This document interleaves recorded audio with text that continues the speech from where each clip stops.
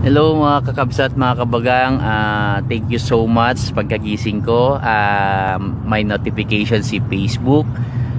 Napakasarap ng pakiramdam. Talagang nagpapasalamat ako sa inyong suporta kasi wala pang 24 hours magwa 1,000 na yung ibang views ko, and 1,000 plus yung iba.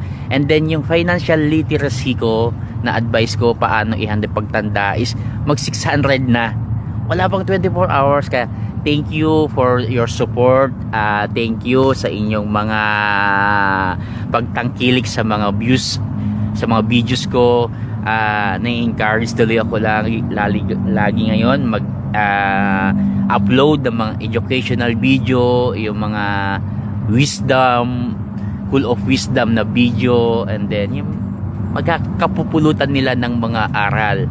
Kaya sana i-share nyo lagi, lalo yung financial education ko, no, part 1 and part 2, really worth it na basahin nyo at panoorin nyo yon. Marami tayong matutulungan, marami tayong mai-educate. Kaya please share nyo yung part 1, part 2, and then yung financial literacy ko, i-share nyo po guys. Maraming mabubuksan ang kaisipan, lalo na yung mga hindi paano mag-handle ng pera and paano i-handle yung